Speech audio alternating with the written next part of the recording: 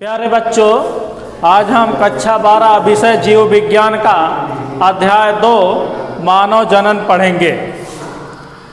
देखिए, इसमें आप अध्याय 1 पुष्पीय पौधों में लैंगिक जनन पढ़ चुके हैं। अब आप अध्याय 2 मानव जनन पढ़ेंगे। देखिए, जनन क्या है इसके बारे में आप जानते हैं। जनन या प्रजनन, जिसे अंग्रेजी भाषा में रिप्रोडक्शन कहते हैं, ये शुरू से आप पढ़े हैं। सभी जीवों में अपने ही समान नई संतान उत्पन्न करने की क्षमता पाई जाती है और यह क्षमता सजीवों का एक विशिष्ट लक्षण है। यानी जनन करना सजीवों का एक प्रमुख लक्षण है और इसीलिए जनन आवश्यक भी है, क्योंकि प्रत्येक जीव को संसार में अपनी जाति बनाए रखना भी जरूरी है। जनन क्यों आवश्यक है? अपनी जाति को संसार में बनाए रखने के लिए, अन्यथा उनकी जातियां हमेशा के लिए विलुप्त हो जाएंगी। तो जनन की परिभाषा क्या है? जनन की परिभाषा यह है कि जीवधारी द्वारा अपने ही समान नई संतान को उत्पन्न करना जनन कहलाता है। अब हम आगे देखेंगे। इस चैप्टर में मानव जनन पढ़ना है, यानी ह्यूमन रिप्रोडक्शन के बारे में आपको पढ़ना है। मानव संसार का सबसे बुद्धिमान प्राणी है और सुविकसित प्राणी है। अब इस विकसित प्राणी के में जनन प्रक्रिया को आपको पढ़ना है। तो उसके पहले कुछ बिंदुओं के बारे में जानते हैं। जैसे मनुष्य में 9 माह की प्रेगनेंसी स्टेज यानी सगर्भता पाई जाती है। 266 से 270 दिनों का गर्भकाल होता है मनुष्य में, और मनुष्य में प्रत्यक्ष निषेचन क्रिया पाई जाती है। मनुष्य एक लिंगी प्राणी होता है, जिसमें नर और मादा अलग अलग होते हैं, दोनों एक साथ नहीं होते। इसके अलावा मनुष्य में प्रत्यक्ष भ्रूणीय विकास भी पाया जाता है। देखिए, ये सब बातें आपको जनरली जानना जरूरी है इस अध्याय को पढ़ने के लिए, कि मनुष्य कैसा प्राणी है, एक लिंगी। मनुष्य में सगर्भता यानी कि गर्भावस्था की अवधि, जिसे प्रेगनेंसी स्टेज कहते हैं, वो 266 से 270 दिन यानी कुल 9 महीने की लगभग होती है। इसके अलावा आपको ये भी जानना है कि मनुष्य में किस प्रकार का भ्रूणीय विकास होता है। मनुष्य में प्रत्यक्ष भ्रूणीय विकास होता है। तो हम थोड़ा सा इसके बारे में जानते हैं कि भ्रूणीय विकास कितने प्रकार के होते हैं। तो सभी जीवों में, संसार के सभी जीवों में 2 प्रकार का भ्रूणीय विकास पाया जाता है। एक प्रत्यक्ष भ्रूणीय विकास और एक अप्रत्यक्ष भ्रूणीय विकास। अब हम जानेंगे प्रत्यक्ष भ्रूणीय विकास किसे कहते हैं और अप्रत्यक्ष, दोनों में क्या अंतर है। देखिए, जब प्राणी बिल्कुल जन्म के समय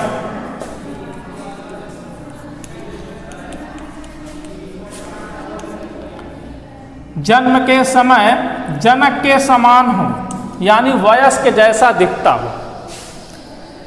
जैसे किसी प्राणी का जन्म हुआ और वह छोटा है केवल आकार में, लेकिन वह वयस्क के समान ही है, केवल उसका आकार छोटा है। जैसे मानव का शिशु है, जन्म लेता है तो उसके हाथ, पैर, आँख, कान, नाक, मुंह सब होते हैं, एक वयस्क मनुष्य के ही जैसा होता, केवल आकार छोटा होता उसका। यानी जब जन्म लेने वाला प्राणी जनक के समान होता है, केवल आकार में छोटा होता है, तो इस प्रकार के विकास को प्रत्यक्ष भ्रूणीय विकास कहते हैं। यानी जन्म लेने वाला शिशु, यहाँ पे हम ऐसा कहेंगे कि जन्म लेने वाला शिशु वयस्क के समान होता है, तो ज़्यादा अच्छा होगा। जन्म लेने वाला प्राणी वयस्क के समान होता है।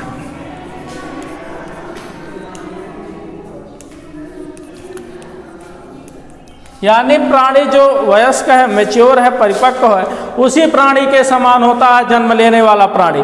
खाली अंतर इतना होता है कि आकार में छोटा होता है, साइज उसकी छोटी होती है। इस प्रकार के भ्रूणीय विकास को प्रत्यक्ष भ्रूणीय विकास कहते हैं। प्रत्यक्ष भ्रूणीय विकास किन में पाया जाता है? सभी बड़े जीवों में पाया जाता है। जैसे उदाहरण के लिए मनुष्य है ही इसका उदाहरण प्रथम पे। गाय, घोड़ा, कुत्ता, बंदर, हाथी, इन सभी के बच्चे आप देखेंगे तो जन्म के समय केवल आकार में छोटे होते हैं, लेकिन रचना में वयस्क के समान होते हैं। यानी जन्म लेने वाला प्राणी रचना में वयस्क के समान होता है। तो उस प्रकार के भ्रूणीय विकास को प्रत्यक्ष भ्रूणीय विकास कहते हैं। जैसे मनुष्य, गाय, घोड़ा, कुत्ता, बंदर, हाथी, इन सभी के जो शिशु होते हैं वो केवल आकार में छोटे होते हैं जन्म लेने वाले, लेकिन रचना देखी जाए तो वयस्क के समान होते हैं। छोटे जीवों में उदाहरण को देखते हैं तो केंचुए में भी ऐसे ही होता है, और भी एनिलिडा में ऐसे ही होता है, बिच्छू में भी ऐसे होता है। अगर हम और छोटे में चले जाएं तो हाइड्रा एक ऐसा प्राणी है, उसमें भी प्रत्यक्ष भ्रूणीय विकास पाया जाता है। इस बात को आप ध्यान में रखेंगे। ये बड़ी बड़ी परीक्षाओं तक पूछे जाने वाला प्रश्न है कि हाइड्रा में किस प्रकार का भ्रूणीय विकास पाया जाता है। बहुत लोग यह कह देते हैं कि अप्रत्यक्ष, लेकिन उसमें प्रत्यक्ष भ्रूणीय विकास पाया जाता है। इस बात को आप हमेशा याद रखिएगा। अब देखिए, अप्रत्यक्ष या परोक्ष भ्रूणीय विकास, इसमें क्या है? इसमें जन्म लेने वाला प्राणी रचना में ना तो वयस्क के समान होता है, ना तो आकार में वयस्क के समान होता है। ध्यान दीजिएगा, इसमें जन्म लेने वाला प्राणी ना तो रचना में वयस्क के समान होगा, आकार में तो छोटा होगा ही, लेकिन रचना में भी वयस्क के समान नहीं होगा। जैसे जो एम्फीबियंस हैं, एम्फीबियंस में जो आपका मेढक है, मेढक का जो शिशु होता है वह रचना में वयस्क मेढक के समान नहीं होता है, वह भेक शिशु होता है, टेडपोल। इसके अलावा मक्खियों में, मच्छरों में भी जन्म लेने वाला शिशु वयस्क के समान रचना में नहीं होता है, बल्कि वह एक अलग रचना प्रदर्शित करता है। जैसे मक्खियों में, मच्छरों में लार्वा होते हैं और वो बाद में परिपक्व हो करके वयस्क के समान बनते हैं। मतलब उनकी रचना प्रारंभ में वयस्क के समान नहीं होती है, बाद में वयस्क के समान होती है। लेकिन प्रत्यक्ष भ्रूणीय विकास में प्रारंभ में ही शिशु की रचना वयस्क के समान होती है, केवल अंतर उसके आकार का होता है। इस बात को समझ गए होंगे। अब हम देखते हैं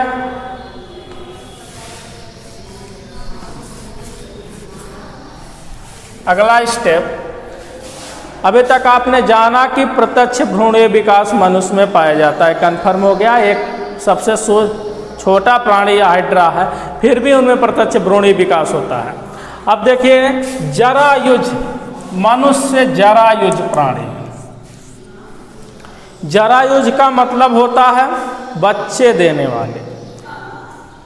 इस आधार भी प्राणी दो प्रकार के हैं, एक अंडे देने वाले और एक बच्चे सीधे पैदा करने वाले। तो जो सीधे बच्चे पैदा करते हैं उन्हें जरायुज कहते हैं, और जो अंडे के रूप में भ्रूणीय परिवर्धन जिनका होता है उसे अंडयुज कहते हैं। तो अंडयुज मतलब अंडे देने वाले, जरायुज मतलब बच्चे देने वाले। तो जो स्तनधारी प्राणी हैं, जितने मैमल्स हैं, ये सभी जरायुज हैं। उनमें मनुष्य भी है, गाय, घोड़ा, कुत्ता, बंदर, हाथी, ये सब जरायुज हैं क्योंकि ये स्तनधारी हैं। तो मनुष्य कैसा प्राणी है? जरायुज प्राणी है, यानी कि सीधे बच्चे उत्पन्न करने वाला प्राणी है। अब आगे देखेंगे हम, स्तनधारियों में भी दो प्रकार के प्राणी रख दिए गए। मनुष्य स्तनधारी है, मैमल्स, परंतु इसमें भी दो प्रकार के प्राणी रख दिए गए। एक प्राइमेट्स और दूसरे नॉन प्राइमेट्स।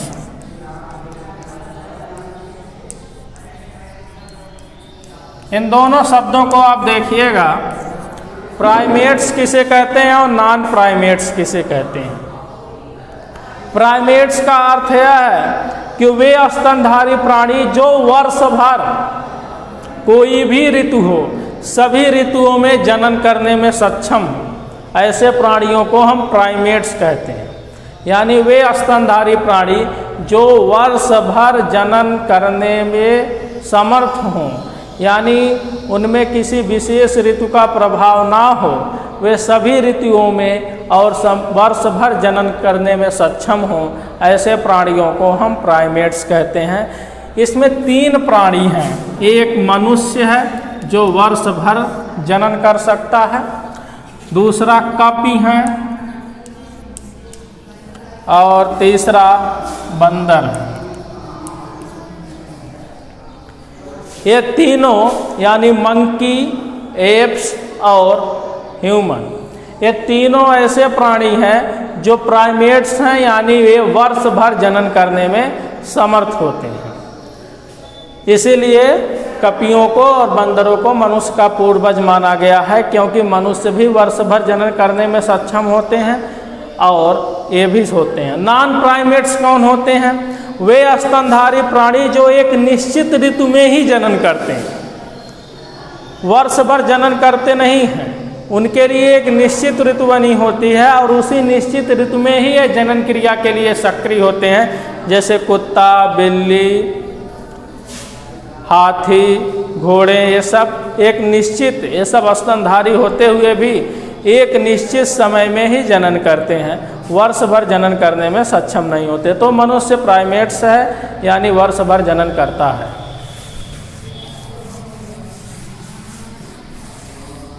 अब हम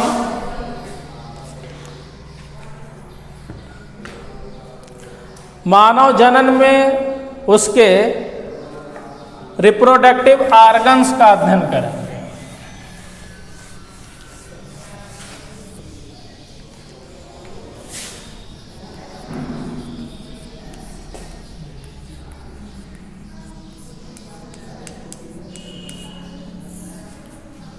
देखिए, ह्यूमन रिप्रोडक्टिव ऑर्गन्स में मानव जनन तंत्र में मनुष्य एक सुविकसित शरीर वाला प्राणी है, जिसमें एक सुविकसित जनन तंत्र भी पाया जाता है जो अनेक जनन अंगों से मिलकर के बना होता है। इसमें एक लिंगी प्राणी होने के कारण इस नर व मादा अलग अलग होते हैं, जिसे 2 भागों में बांट दिया गया, नर जनन तंत्र और दूसरा मादा जनन तंत्र। अब हम पढ़ेंगे कि नर जनन तंत्र में कौन कौन से अंग आते हैं और मादा जनन तंत्र में कौन कौन से अंग आते हैं। नर जनन तंत्र में सबसे पहला अंग आता है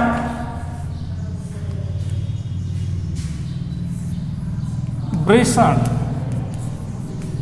जिसे अंग्रेजी में टेस्टिस कहते हैं।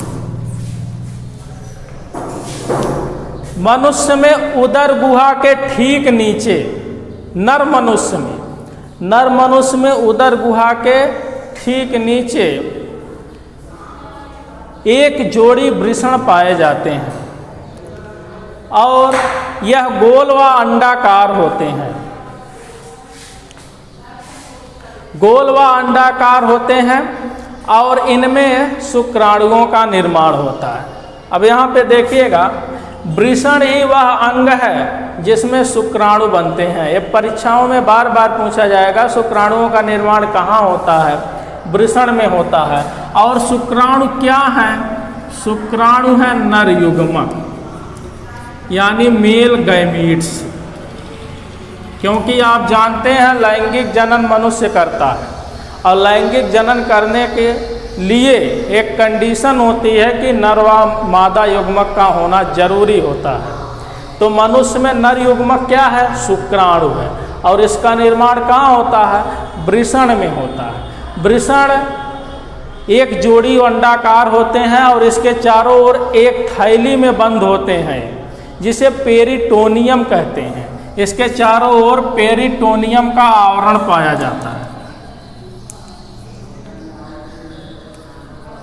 और इसी पेरिटोनियम आवरण से वृषण सुरक्षित होते हैं। अब देखिए 12 से 13 वर्ष की अवस्था में वृषण सक्रिय हो जाते हैं, क्योंकि यूँ तो वृषण का निर्माण गर्भावस्था में ही हो जाता है। गर्भ में जब शिशु 7वें माह में होता है उसी समय वृषण का निर्माण पूर्ण हो चुका होता है, परंतु उस समय वृषण शुक्राणु का उत्पादन नहीं कर रहा होता। 10 साल से 11 साल तक वृषण सुषुप्तावस्था में होते हैं और किसी भी शुक्राणु का उत्पादन नहीं करते हैं, परंतु 11 से 12 वर्ष की अवस्था में जब किशोरावस्था प्रारंभ हो जाती है तब उसमें गौण लैंगिक लक्षण जब लड़कों में विकसित होने लगते हैं उस समय वृषण सक्रिय हो जाते हैं। इसके लिए मुख्य जिम्मेदार नर लैंगिक हार्मोन टेस्टोस्टेरॉन है। टेस्टोस्टेरॉन का स्रावण 11 से 12 वर्ष की अवस्था में प्रारंभ हो जाता है, जिसे एंड्रोजन भी कहते हैं, और जब 11 से 12 वर्ष की अवस्था में प्रारंभ हो जाता है उसके बाद शुक्राणुओं का निर्माण प्रारंभ हो जाता है। अब शुक्राणु वृषण में बनते हैं और वृषण में बनने के बाद शुक्र नलिकाओं द्वारा शुक्राशय में आते हैं। यहाँ पर एक प्रश्न पूछा जाता है कि मनुष्य के वृषण उदर गुहा से बाहर क्यों होते हैं? आखिर स्त्रियों में अंडाशय उसके शरीर के अंदर होते हैं, परंतु नर पुरुष में क्या कारण है कि वृषण उदर गुहा के बाहर होते हैं, अंदर क्यों है? पेट के अंदर पाए गए, क्या जरूरत थी इनको शरीर से बाहर बनने की? तो इसका यहाँ पे आंसर है कि शुक्राणुओं के निर्माण के लिए शरीर से कम तापमान होना आवश्यक है, इसीलिए वृषण उदर गुहा के बाहर स्थित होते हैं। मनुष्य के शरीर का तापमान 37 डिग्री सेंटीग्रेड है, परंतु इतने सेंटीग्रेड पर शुक्राणु बन नहीं सकते। इतने सेंटीग्रेड पर तापमान पर शुक्राणुओं का उत्पादन हो नहीं सकता, इसीलिए वृषण उदर गुहा से बाहर यानी शरीर के बाह्य भाग पर पाया जाता है और वहाँ पर तापमान 1 से 2 डिग्री सेल्सियस कम होता है। यानी शुक्राणुओं के निर्माण के लिए अधिकतम 34 या 35 डिग्री सेंटीग्रेड तापमान चाहिए, 37 नहीं चाहिए। अगर शरीर के अंदर होता तो उसे 37 डिग्री सेंटीग्रेड तापमान मिलता। यही कारण है कि वहाँ पे शुक्राणुओं का निर्माण नहीं होता, इसीलिए वृषण उदर गुहा से बाहर पाए जाते हैं। परीक्षाओं में प्रश्न यूपी बोर्ड की परीक्षा में भी पूछा जाता है कि क्या कारण है वृषण उदर गुहा के बाहर स्थित होते हैं? इसीलिए क्योंकि वहाँ उनको शुक्राणुओं के निर्माण करने के लिए शरीर के तापमान से 1 या 2 डिग्री सेंटीग्रेड कम तापमान चाहिए होता है।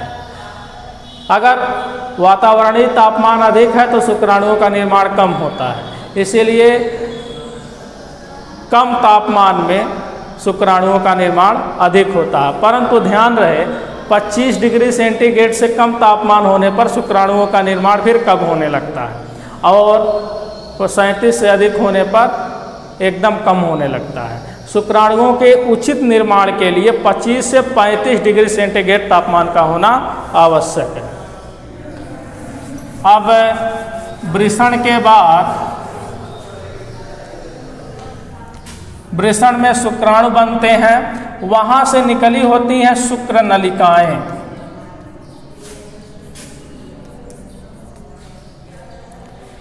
शुक्र नलिकाएं शुक्राणुओं को, वृषण में बने हुए शुक्राणुओं को परिवहन करने का काम करती हैं, ले जाने का काम करती हैं। शुक्र नलिकाएं वृषण में बने हुए शुक्राणु को ले जा करके किसमें एकत्रित करती हैं? शुक्राशय।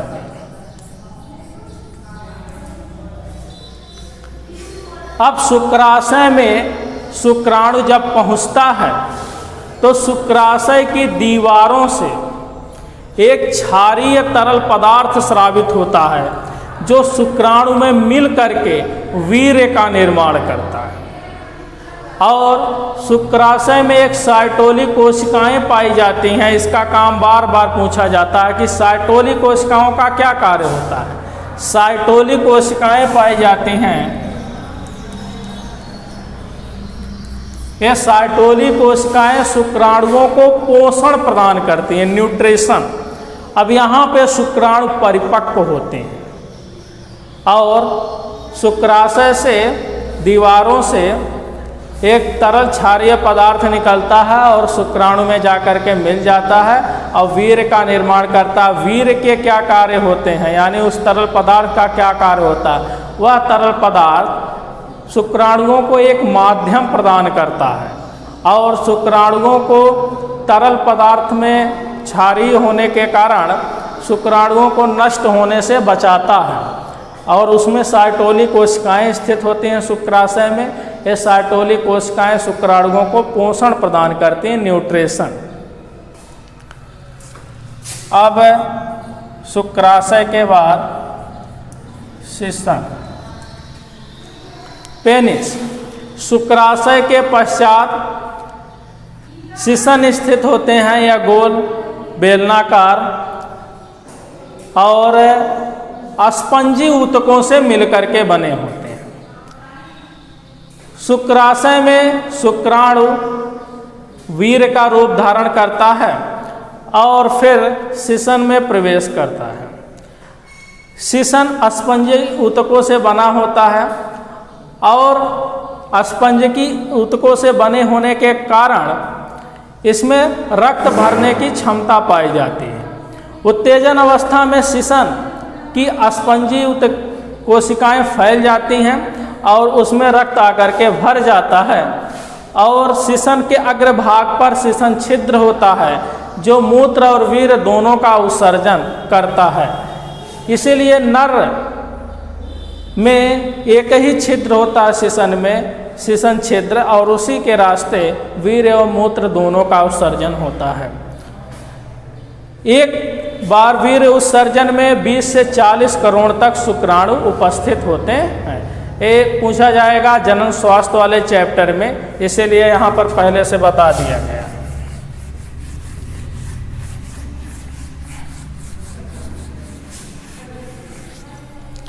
अब हम बात करेंगे मादा जनन तंत्र। मादा जनन तंत्र में सबसे पहले मुख्य जनन तंत्र, जिस प्रकार से नर जनन तंत्र में सबसे पहला मुख्य जनन तंत्र है वृषण, उसी प्रकार से मादा जनन तंत्र में सबसे मुख्य जनन अंग है अंडाशय, यानी ओवरी। मादा में एक जोड़ी गोल अंडाशय होते हैं जो उदर गुहा के ठीक नीचे स्थित होते हैं। अंडाशय एक जोड़ी होते हैं और इनसे अंडाणुओं का निर्माण होता है। अंडाशय से अंडाणु बनते हैं, ओवा। और अंडाशय से जब अंडाणु बनते हैं तो अंडाशय से अंडाणु बनने के पश्चात दूसरे अंग फैलोपियन ट्यूब में, यानी फैलोपियन नलिका में प्रवेश करते हैं। यहाँ पे कुछ बातों का आप ध्यान देंगे, जैसे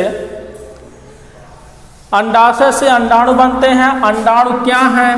मादा युग्मक। और शुक्राणु क्या थे? नर युग्मक है।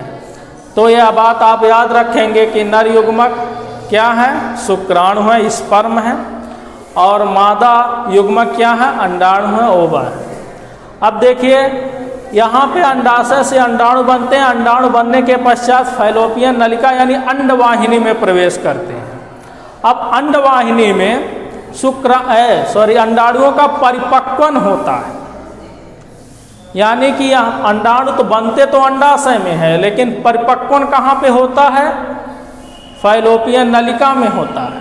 और एक बात और याद रखिएगा, निषेचन क्रिया भी इसी में होती है, फैलोपियन नलिका में होती है। जब शुक्राणु मादा योनि में स्खलित होते हैं तो शुक्राणु गतिशील होते हैं, अंडाणु अगतिशील होते हैं। अंडाणुओं में कोई गति नहीं पाई जाती। अंडाणु अंडाशय में बनते हैं और अंडाशय में बनने के पश्चात फैलोपियन नलिका में आ करके परिपक्व होते हैं। उनमें किसी प्रकार की गति नहीं होती, वे वहीं पर स्थिर होते हैं। लेकिन शुक्राणु में गति होती है और शुक्राणु में गति होने के कारण ये फैलोपियन नलिका में चढ़ते हैं। जैसे यहाँ पर हम ऐसे बता दें आपको, 2 अंडाशय हैं, दोनों अंडाशयों से एक जोड़ी फैलोपियन नलिका यानी अंडवाहिनी निकली होती है और यहाँ बीच में नाशपाती के आकार का ये हिस्सा एक गर्भाशय होता है। अब यहाँ पर फैलोपियन नलिका यानी अंडवाहिनी में अंडाणु बन करके पड़े होते हैं। अंडाणु का चिन्ह ये होता है अंडाणु का, और शुक्राणु का चिन्ह ये होता है। ये दोनों सिंबल आप याद रखेंगे, यही इंडिकेट में दिखाया जाता है। अब अंडाणु अंडाशय से बने और किस में आए, अंडवाहिनी में आए। अंडवाहिनी जिसे फैलोपियन ट्यूब या फैलोपियन नलिका कहते हैं, यहाँ पर आकर के परिपक्व होते हैं। इनमें किसी भी प्रकार की गति नहीं होती कि इससे आगे बढ़ जाए। अब यहाँ नीचे से शुक्राणु पहुँचते हैं, शुक्राणुओं में गति होती है और शुक्राणु ऊपर चढ़ करके फैलोपियन ट्यूब में स्थित, पहले से स्थित परिपक्व अंडाणु को निषेचित कर देते हैं, यानी उससे जाकर के मिल जाते हैं। दोनों जाकर के जब मिलते हैं तो दोनों का केंद्रक एक दूसरे से जाकर संलयित हो जाता है। इसी क्रिया को निषेचन कहते हैं, फर्टिलाइजेशन। अब जब यह संलयित हो जाता है तो फैलोपियन नलिका का एक सिरा गर्भाशय में जाके खुलता है और दूसरा सिरा उन्मुक्त होता है यहाँ योनि की ओर, क्योंकि यहाँ से तो शुक्राणु को चढ़ना है। अब ये गर्भाशय में जा करके खुलता है, यानी ये निषेचित अंडाणु कहलाता है। अब तक वो अनिषेचित था, यानी जब इसे शुक्राणु मिल गया तो ये निषेचित हो गया। निषेचित अंडाणु यहाँ से होता हुआ गर्भाशय में प्रवेश कर जाता है। गर्भाशय में जब प्रवेश कर जाता है तो वहाँ पर अब कोशिका विभाजन शुरू होता है और युग्मनज का निर्माण होता है। ध्यान दीजिएगा इस बात को। यहाँ पर कई लोग बता देते हैं कि यहाँ पे गर्भाशय में चला जाता है तब साहब युग्मनज बनने लगता है। ऐसा बिल्कुल गलत है। यही फैलोपियन ट्यूब में ही यानी अंड नलिका में ही यानी अंडवाहिनी में ही द्विगुणन प्रक्रिया शुरू हो जाती है। जैसे एक अंडाणु यहाँ पर देखेंगे, एक अंडाणु पहले से है, यहाँ पे एक शुक्राणु पहुँचा, दोनों आपस में मिले, फर्टिलाइजेशन यानी निषेचन हो गया, यानी दोनों का केंद्रक मिल गया। अब कोशिका विभाजन शुरू हो जाएगा और कोशिका विभाजन शुरू हो जाएगा तो 2 से 4, 4 से 8 और 8 से 16 कोशिकाएं यहीं बन जाएंगी, इसी में बन जाएंगी, फैलोपियन नलिका में ही बन जाएंगी। और इस क्रिया को युग्मनज कहते हैं, यानी द्विगुणन हो गया। या युग्मनज यानी जाइगोट अंग्रेजी में बोलते हैं।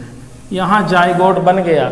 अब ये युग्मनज यानी 16 कोशिकाओं वाला युग्मनज अब यहाँ गर्भाशय में प्रवेश करेगा। बाकी की क्रियाएं गर्भाशय में होंगी। कभी कभी ऐसा ही होता है कि युग्मनज तो बन जाता है फैलोपियन नलिका में, लेकिन वह युग्मनज जब गर्भाशय में प्रवेश करने की जब बारी आती है तो जा नहीं पाता है। जब जा नहीं पाता है तो वहीं पे विभाजन और ज़्यादा होने लगता है। 16 से 32, 32 से 64 ऐसे कोशिकाओं की संख्या बनने लगती है। तो उतनी जगह नहीं होती फैलोपियन नलिका में कि और ज़्यादा कोशिकाओं की संख्या बढ़ सके। तो वहाँ पे कोश या फैलोपियन नलिका में दरार पड़ के फट जाती है और रुधिर स्राव होने लगता है, जिससे गर्भधारण करने वाली स्त्री की मृत्यु तक हो सकती है। अब हम यहाँ पर 2 बातें आपको और बताएंगे, शेष अगले वीडियो में बताया जाएगा। ध्यान रहे कि शुक्राणुओं की संख्या 20 से 40 करोड़ भले ही होती है, लेकिन निषेचन केवल एक ही शुक्राणु करता है, शेष शुक्राणु नहीं करते हैं। और एक बात और ध्यान रहे, अंडाणुओं की अंडाशय की संख्या 2 होती है स्त्रियों में, एक जोड़ी, परंतु दोनों अंडाशयों से एक साथ अंडाणु का निर्माण नहीं होता। अगर एक सक्रिय होगा तो दूसरा निष्क्रिय होगा। ऐसा मंथली वाइज चलता है, यानी एक माह करके एक माह ऐसे अंतराल पर चलता है। यानी अब की माह जो अंडाशय सक्रिय होगा, अगले माह वह अंडाशय सक्रिय नहीं होगा। यानी दोनों अंडाशय कभी भी एक साथ सक्रिय होकर के अंडाणुओं का निर्माण नहीं करते, बारी बारी से करते हैं। Thank you.